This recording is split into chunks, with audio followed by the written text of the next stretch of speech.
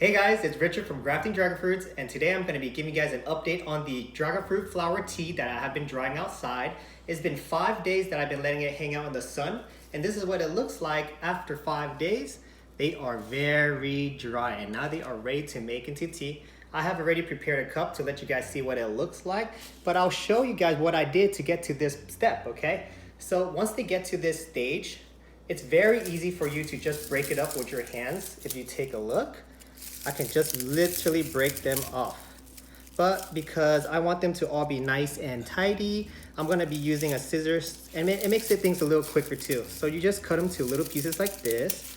And what I have here is parchment paper, and it's just so that it's not gonna get everywhere and it's gonna be easy for me to clean up. You can use newspaper or any paper that you have laying around. So I'm gonna show you what I'm gonna be doing with the dragon fruit flower on one flower. And one flower can make you up to 2 cups, okay? So here it is, I've cut it up.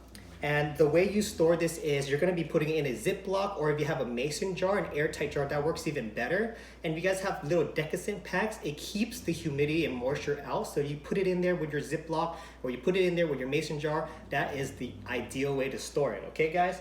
I'm gonna be using this special cup here that T has made for me and sent to me. It's a cup with a picture of me and Edgar Valdivia and Patricia. So this is a special dragon fruit cup that I'm gonna be using for our dragon fruit tea. So here we go.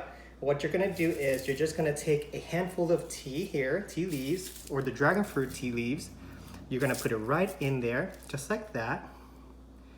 And the next step is I have some boiled water here already in this canister. I'm gonna go ahead and fill it up all the way to here. And you can see now the tea leaves are starting to, come up, and I just take a spoon, I mix them up. You can either take them out after 3 to 4 minutes, or if you want, you can leave them in there because the scent and the fragrance will keep on coming out. And this is what it's gonna look like. So I'm gonna take a sip. Oh my gosh, you guys, this is so good. There's a hint of sweetness in there, so if you are not the type that likes to put sugar or anything in your tea, this is perfect. It has that hint of sweetness from that smell of the flower, and when you gulp it down, it has like this floral taste to it. It's amazing. I didn't think that it was gonna taste this great, but I love it. I hope you guys go out there, save your flowers now, and give it a try, so that way you don't waste anything from your dragon fruit. I think this is amazing, and I hope you guys will too. So go ahead, do the process, take a little bit of time to clean it very well, dry them, and make it into a tea.